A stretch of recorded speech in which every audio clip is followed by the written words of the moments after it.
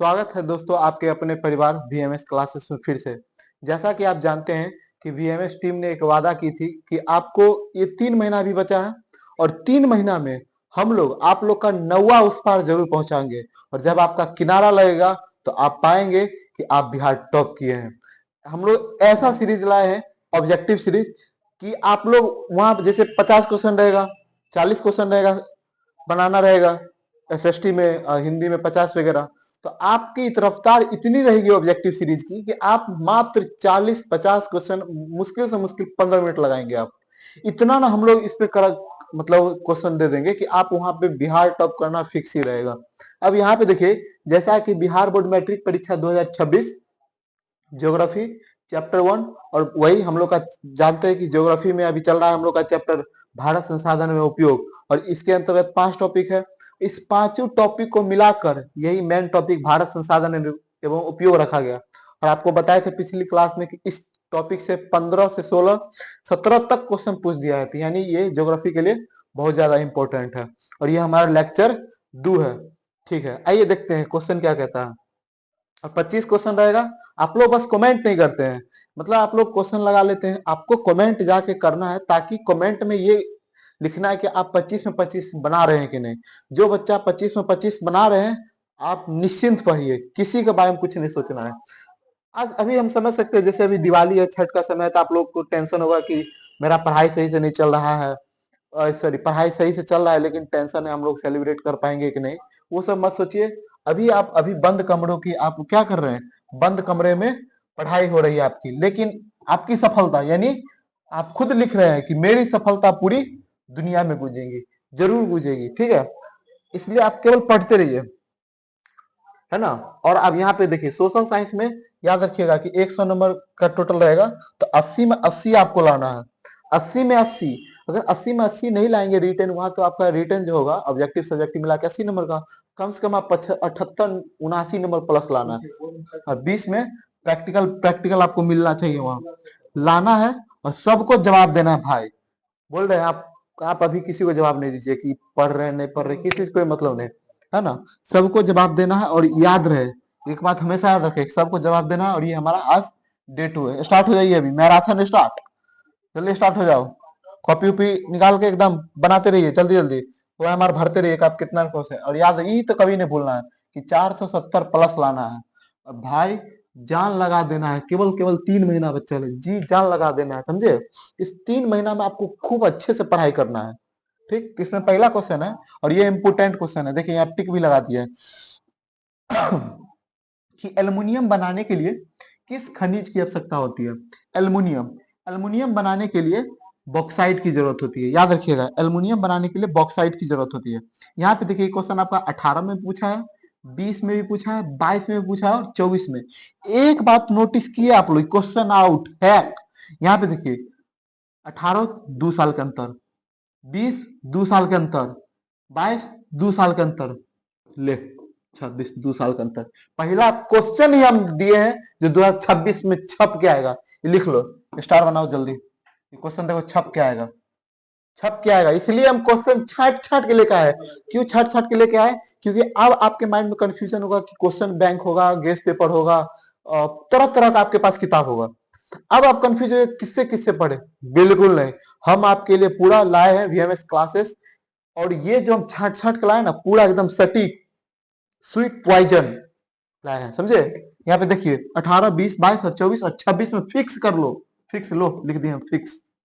अगला क्वेश्चन, किस खनिज को उद्योगों की जननी कहा जाता है? लोहा को। लोहा को यानी 19 में पूछा है और 21 में पूछा है। एकदम छापते रहिए, बनाते रहिए। भारत का सबसे बड़ा लौह अयस्क उत्पादक राज्य कौन है? लोहा। लोहा सबसे ज्यादा कहाँ उत्पादित होती है बताइए? लोहा सबसे ज्यादा कहाँ होता है? ओडिशा में। देखिए 21 में क्वेश्चन पूछा है, 22 में।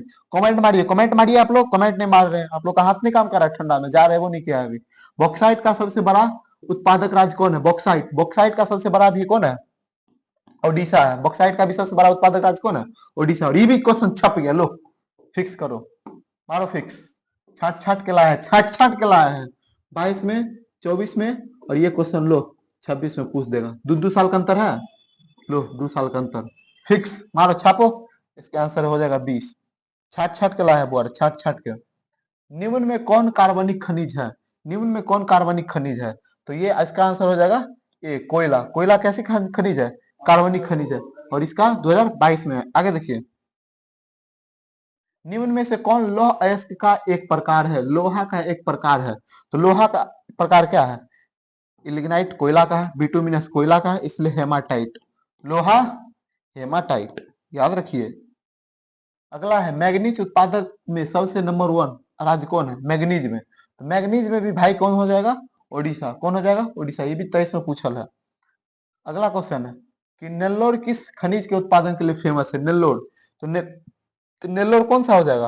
अब आपके बताइए, नेल्लोर कौन सा हो जाएगा? अबरक के लिए होगा, बॉक्साइट के लिए होगा, लोहा अयस्क के लिए कि हीरा? तो नेल्लोर हो जाएगा अबरक के लिए। आगे देखिए, भारत के किस राज्य में मोनाजाइट प्रचुरता पाई जाती है? मोनाजाइट, यानी मोनाजाइट सबसे ज्यादा कहाँ पाया जाता है? केरल में। यानी मोना नाम की लड़की थी जो कहाँ भुतला गई? केरल में। कहाँ भुतला गई भाई? केरल में। जाओ खोज के आओ तुम लोग, अभी नहीं खोजना है। बाघ परियोजना की शुरुआत कब हुई? छापते रहिए ना, आप लोग कमेंटे नहीं करते हैं। कमेंट कीजिए। देखो अभी आपका साथी होना चाहिए असली कंटेंट, रियल कंटेंट, है ना। अभी मार्केटिंग बहुत बड़ा लेवल पर चलता है, अभी आप लोग नहीं समझ सकते। अभी मान के चलिए आप कोई भी किताब खरीदिएगा, हम है ना मेहनत करने के लिए, हमारी टीम है, हम छाट छाट के क्वेश्चन ला रहे हैं। अगला क्वेश्चन है बाघ परियोजना की शुरुआत कब हुई? ये भी क्वेश्चन 2023 में। आप ये नोटिस कर रहे हैं कि 2023 में भर भर के क्वेश्चन पूछा है, तो 26 में भी भर भर के पूछेगा। तो ये इसका आंसर हो जाएगा 1973। यानी बाघ परियोजना कब हुआ था? 1973, यानी ऑप्शन नंबर बी। छापते रहिए। आगे है कि भारतीय वन्य जीव बोर्ड का गठन कब हुआ? ये भी क्वेश्चन 23 का 2023 का है, और ये क्वेश्चन है, इसका आंसर भी होगा 1952 में। 1952 में गठन हुआ भारतीय वन, और इसके अंतर्गत तो बोला गया कि जो जीव जंतु भारत में कम है उसको हम अधिक अधिक सुरक्षित रखेंगे, समझे। आगे देखिए, कहा जाता है कि गिर राष्ट्रीय उद्यान कहाँ है? गौ से गिर, गौ से गुजरात। मारो डी, मारो डी। सर सोचना पड़ेगा रे। लो, वही पे पूछ दिया क्वेश्चन कि गुजरात के गिर राष्ट्रीय उद्यान में कौन जानवर है? गिर कहाँ है? गुजरात में। और उस राष्ट्रीय उद्यान में कौन जानवर है? सिंह, शेर। जैसे तुम लोग शेर हो उसी प्रकार शेर। और यहाँ पे देखिए, यहाँ पे एक डाटा है, 2025 में भारत में 891 ही शेर है। सोचे भारत की स्थिति कैसी हो गई है शेर को लेके। अगला क्वेश्चन देखिए कि वन संरक्षण एवं प्रबंधन की दृष्टि से वनों को कितने भागों में बांटा गया? ये 18 में पूछा है, 21 में पूछा है। कितने भागों में बांटा गया? 3 भागों में बांटा गया। आगे देखिए, अगला है ये नहर है, वो आ गया, आ गया। निम्नलिखित राष्ट्रीय जल मार्गों में किसकी लंबाई सबसे कम है? ये क्वेश्चन अगर तुम लोग गेस पेपर क्वेश्चन में से रटा होगा तो पक्का गलती याद किया होगा कि निम्नलिखित में राष्ट्रीय जल मार्गों में किसकी लंबाई सबसे कम है? तो राष्ट्रीय जल मार्ग में सबसे लंबाई कम, तुम ही देखो ना, राष्ट्रीय जल मार्ग एक का लंबाई है 1620 किलोमीटर, जलमार्ग 2 की लंबाई है 1891 किलोमीटर, जलमार्ग 3 की लंबाई है 205 किलोमीटर, और जलमार्ग 4 की लंबाई है 1095 किलोमीटर। तो सबसे क्या पूछ रहा है? कम पूछ रहा है, क्या हो जाएगा? 205 किलोमीटर। ये कब नई का क्वेश्चन है? नई का क्वेश्चन है रे बउआ, पूछेगा। सबसे कम ही है, सबसे ज्यादा राजमार्ग के कहीं लगता है, कहीं ना कोई क्वेश्चन होगा, होगा ही क्वेश्चन। निकल जा सिम सिम, खुल जा सिम सिम। देखो नहीं खुल रहा है, इसका मतलब है मच्छर बदमाशी कर रहा है। अगरबत्ती जला देंगे कि जाके ग्रुप में कह देगा कि VMS क्लास के टीचर से अगरबत्ती जला के भगाता है हमको। आगे देखिए, सबसे लंबा राष्ट्रीय जलमार्ग कौन है? सबसे लंबा 2025 में, पिछला पड़े सबसे कम और सबसे लंबा। तो सबसे लंबा क्या है? राजमार्ग 1। आगे देखिए, भूमिगत जल स्तर की गिरावट को रोकने के लिए कौन सी परियोजना चलाई गई? भूमिगत, आपको हम बताए थे भूमिगत, तो इसका कौन परियोजना चलाई गई? वर्षा जल को संग्रहण करके, बिल्कुल। और अब हम दार्जिलिंग गए थे तो वहां पे देखे थे कि वहां जल को इकट्ठा किया जाता है, और मतलब ब्लैक टंकी रखते हैं, पहले कुछ मिनट पानी को बहने देते ताकि ऊपर का पानी सब बह जाए खराब वगैरह, और उसके बाद स्टॉक करते हैं। आपको हम पद्धति भी बता के रखे थे। तो जल संग्रहण करना, ड्रिप सिंचाई। ड्रिप सिंचाई का मतलब है कि अभी गांव में नहीं देखते हो कि गांव वार में किसान क्या कहता है कि ओकर भर ठेवना खेत में पानी नहीं लगे, कदवा नहीं होगा तो लोग समझ में नहीं करेगा उसको पानी पटा है। लेकिन बड़े बड़े जैसे पंजाब, आप जानते हैं कि अधिक सिंचाई के लिए उसका कृषि बर्बाद होता है, लेकिन सरकार इस पे बढ़ावा दे रही है कि हमको ड्रिप सिंचाई करना चाहिए, यानी फुहारा वाला। आगे है वाटर शेड, इनमें से सभी, इसके लिए इसका आंसर हो जाएगा डी, सभी होगा। 24 का क्वेश्चन है। आगे देखिए, इंदिरा गांधी नहर किस राज्य में? इंदिरा गांधी बाबू हो जाएगा राजस्थान में। ये 24 में है, 25 में है, 26 में पूछेगा। फिक्स, मारो फिक्स। ऐसा ही रोज फिक्स फिक्स करेंगे ना, पता लगेगा तू और फिक्स से कर देगा, बोर्डे हैक कर लेगा है।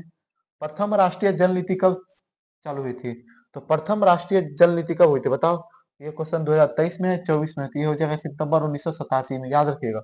सितंबर 1987 में प्रथम राष्ट्रीय जल नीति लागू हुई थी। अगला देखिए, देखते रहिए, थकना नहीं है, ब्रश करते रहो, ऐसे ऐसे एकदम मोबाइल में कान लगाते रहो, देखते रहो, है ना। टाइम मैनेजमेंट बाबू, टाइम मैनेजमेंट। लेकिन लाइक शेयर कमेंट जरूर करना, तब ना मोटिवेशन मिलेगा यार। देश के बांधों को किसने आधुनिक भारत का मंदिर कहा था? ये क्वेश्चन देखो, 14 में पूछा है, 16 में पूछा है और 22 में पूछा है। तो 14 दो 16, 16 4 20 तो 22, ये क्वेश्चन 26 में पूछेगा। ये आंसर के पंडित नेहरू ने। इसके बारे में थोड़ा एक स्टोरी सुन लीजिए। जब देश आजाद हुआ था ना, तो आप शुरू से ही जानते थे कि मुस्लिम सबका एक ही उद्देश्य था कि भारत की संस्कृति को खराब करना। सब मुस्लिम ऐसे नहीं थे, बट कुछ थे। मुसलमान शासकों का, मुस्लिम का था, और हिंदू मंदिर को बर्बाद करना।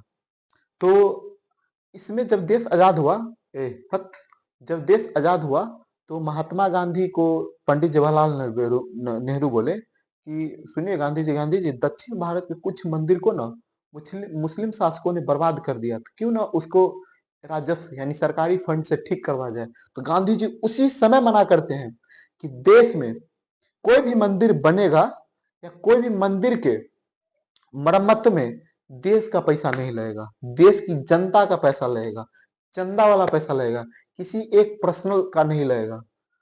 तब गांधी जी जवाहरलाल नेहरू को बोलते हैं, जब इन्वेस्ट करना ही है तो आप बांध को कीजिए, बांध बनाने में उससे किसानों को भी ग्रो होगी, गांव में बिजली अच्छे से पहुंच जाएगा, मछली पालन हो जाएगा, और वहां के आसपास पर्यटन स्थल भी बन जाएगा। तो हमको इसमें इन्वेस्टमेंट करना है। धार्मिक स्थल में इन्वेस्टमेंट होगा तो वो होगा सामूहिक, समझ रहे हैं। तो इसमें ये बोला गया था पंडित जवाहरलाल नेहरू। गांधी जी बहुत अच्छे विचारक थे, जो नहीं जानता वो बोलता है।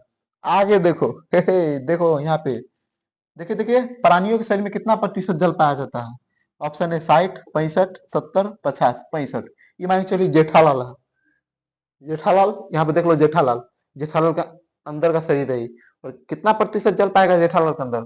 65। अब जब जेठालाल में 65 पाया जाएगा, तो बबीता जी में भी 65%, यानी पूरा मनुष्य में भी 65%।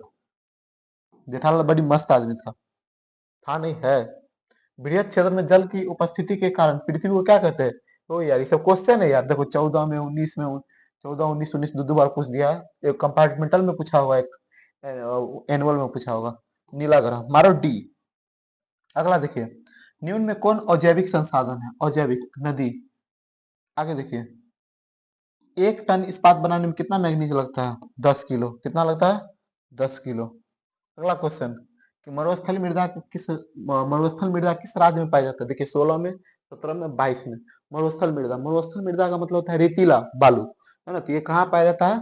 ये पाया जाता है आपको गुजरात में, ठीक। और कच्छ जो कि गुजरात में है, उसको कहा जाता है श्वेत मरुस्थल, है ना।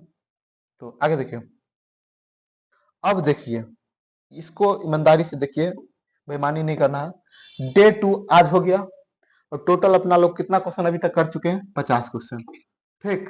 2 दिन और क्लास होगा, और इस 2 दिन में क्लास हो जाएगा, तो यानी 50 और, यानी टोटल कितना क्वेश्चन रहेंगे? 100 हम करवाएंगे, जिसमें 50 अभी हो चुका है, तो 100 और बच्चल है, सॉरी 50 और बच्चल है बाबू, 50 और बच्चल है, यानी टोटल कितना क्वेश्चन हो जाएगा? 100। और आपको हम बताए थे 16-17 क्वेश्चन इस चैप्टर से पूछता है, तो कितना वेटेज है ना। तो याद रखिएगा, आगे 2 दिन है, उसके बाद चैप्टर पूरा फिनिश्ड, यानी 25 में 25 जिसको आया वो कमेंट करो, जिसको 24 आया वो लिखेगा 24/25, जिसको 23 आया वो लिखेगा 23/25। लेकिन 20 से नीचे है तो तुम्हारी स्थिति गड़बड़ है बाबू। यानी याद रखना, एक बात याद रखना, भूलना नहीं है, भूलना नहीं है। यहाँ पे लिख दिए, अपना अपमान याद रखना है। बस जवाब क्या देगा आपका? जवाब आप नहीं देना है, जवाब आपका बिहार कप का रिजल्ट देगा। जब आप उस लिस्ट में आइएगा ना नंबर 1, तो वो रिजल्ट देगा, समझ रहे हैं। इसलिए आप अपनी बारी का इंतजार रखिए और मेहनत करते रहिए। मिलते हैं कल की वीडियो में, तब तक के लिए जय हिंद, जय भारत। बस हाँ, इस सेशन को पूरा लगाना है, समझ रहे हैं। ठीक है, जय हिंद, जय भारत।